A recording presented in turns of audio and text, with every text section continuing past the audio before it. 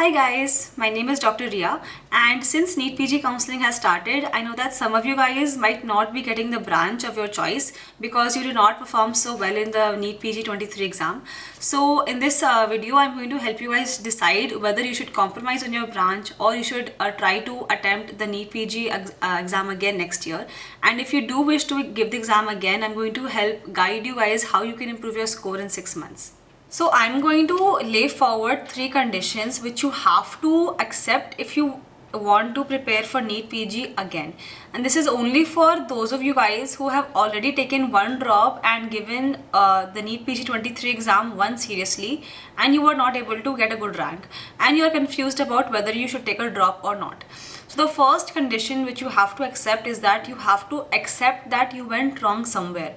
You cannot be in denial that you did everything you were supposed to do, you did everything perfectly, and still because of luck or fate you were not able to get a good rank. Okay, unless actually on the day of the exam something unfortunate happened and you were not able to make it to the exam or something, that is a different scenario.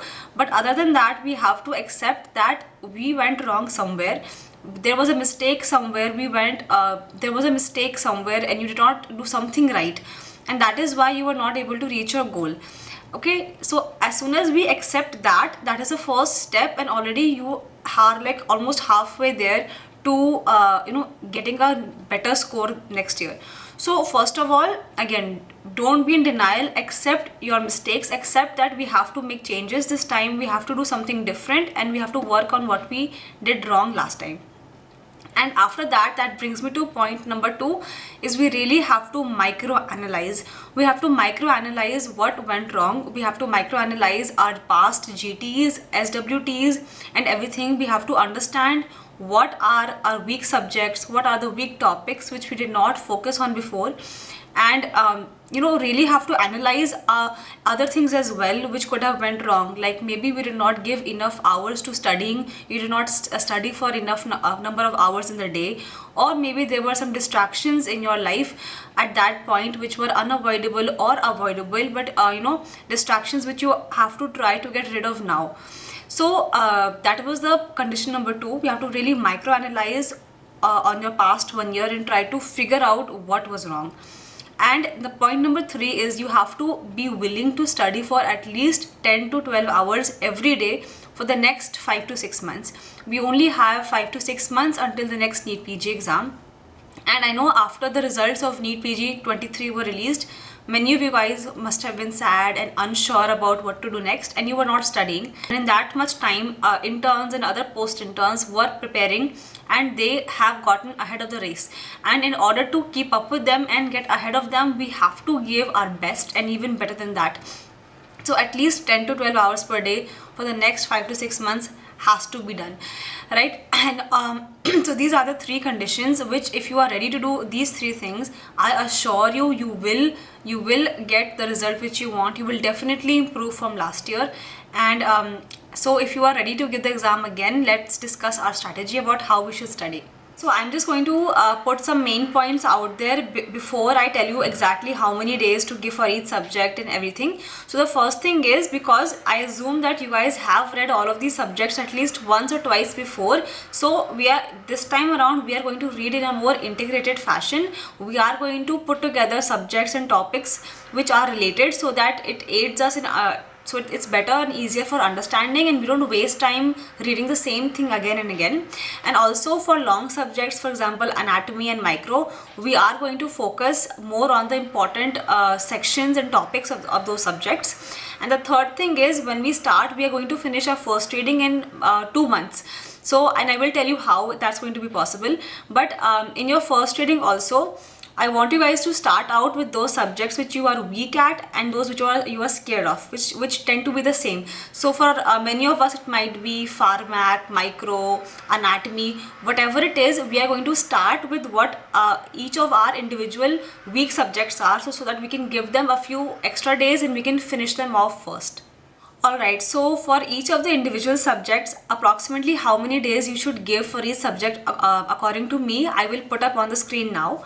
So for anatomy, I would say try to finish it in 4 days, which I know seems very less, but because you have read anatomy before, this time try to focus more on the important topics like neuronat, head and neck, and embryology.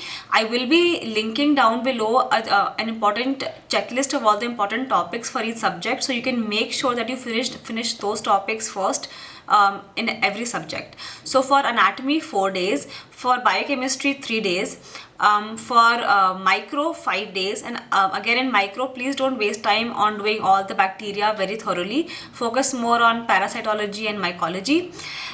Then for PSM 3 days, OBG is a very important subject, do it very nicely in 3 days. For surgery 5 days. For ENT, ophtha, FMT, derma, these short subjects 3 days should be good, and for anesthesia and psychiatry even 2 days is also good enough.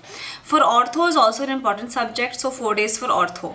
Now radio, I'm not giving it any separate days as such. I think 1 day is enough. Radio is, there's no need to read it separately. I would say for every subject try to integrate all the important radiological images into that subject itself.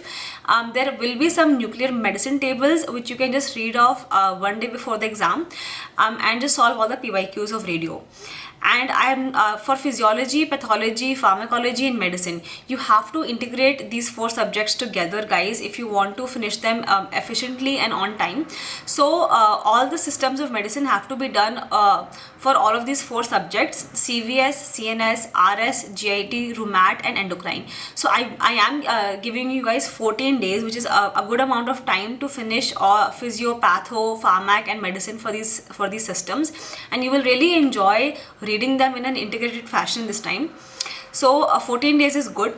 Then for pathology, we can divide pathology into 3, that is general pathology, hemat, and systemic. So hemat is very, very important. If you finish off hemat with pathology itself, you won't have to read it again in medicine. And in hemat also try to integrate pharmac of hemat and pathology of hemat, because they're both very important. So make sure you focus especially on hemat, and also general pathology is also very important. Systemic pathology, again, I want you guys to integrate with the systems of medicine. And of course for ortho also, I would really suggest reading upper limb injuries of anat with ortho. That also works really well together. So in this way, this is just like a basic. And of course for pediatrics also 3 days. So this will roughly finish your first read in approximately 60 to 65 days, which is good enough. And after this, for every further revision, you have to give the half of the amount of time you gave for your last revision. So if you finish your first reading in 65 days, you have to finish your first revision in around 30 days, and then your next revision in approximately 20 days. So you can definitely finish at least 2 revisions before the exam, 1 first reading and 2 revisions before the exam, followed by a final 10-day revision again before the exam. And by doing this, you're going to be good to go. But I know this is much easier said than done. Believe me, I have been in your boat. I know it is very easy to say these things, but to really follow through on these things tends to get very difficult. So the most important thing is you have to keep believing in your strategy. Even if you don't follow all these timelines which I'm giving you, that's completely fine. You can make it personalized for you. Give yourself how many days you want for each subject which you think is right for you, but please follow it thoroughly, follow it to the T. Don't get distracted and start following a different timetable every week. Don't change it up, just follow what you make for yourself. And also make sure that you do revise at least once or twice, and last 10-day revision is very, very important. So I think this can be easily done. Just believe in yourself, guys. Try to really analyze on your mistakes which you made last time. I will be making more videos in the future again regarding how you should revise and everything. But first, please decide upon if you really want to give this exam another shot. And if you do, please do be ready to give in all the hard work. And if you do that, I promise you, you will be reaching your goal and you will get the rank which you desire. So let's meet soon, and until then, all the best and take care. Bye.